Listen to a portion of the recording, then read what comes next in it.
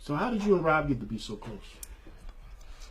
Well, like I said, I remember when we first moved to Loma Gardens, we had the same pair of rollerblades, and, and we noticed that about each other.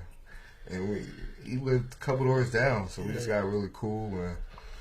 And we polar opposites when it comes to personality. I'm quiet, reserved. Right. He is loud and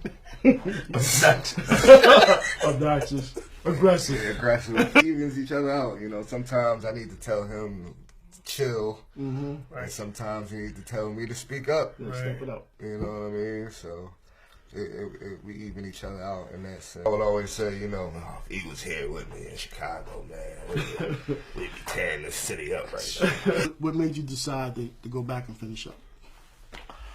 Well, when I left Chicago, it was for two reasons. It was cheaper to come home and go to Temple and commute that first year, and I was a little homesick at the same time. But being back home was too many distractions, so I left Temple after a year, and then just spent the next 5 years just working. You know what I mean? Not that that's a bad thing, but just going from small job to small job, and you know what I mean? Just doing the music thing with E, and it really what it was is something that my mom always put in my head was that you have to finish things. You know what I mean? You can't just start things and stop them, or it'll become a pattern. And it was starting to become a pattern in my life that I would start things, and just not finish them because they got too hard or whatever. And just before it got too late, really what it was my cousin Andrew, who was a film student from Temple, who pulled one of my short scripts from when I went to school in Chicago and produced it, and to see something that I wrote come to life on the big screen was inspiration, and it kind of re-energized me to say, you need to finish this. Do you have a talent for this? You need to find out how you can finish it. And I went to California in 2012 for my birthday, stayed with a friend, and found Columbia College Hollywood and applied, and they offered me a grant, and I just took it as a sign,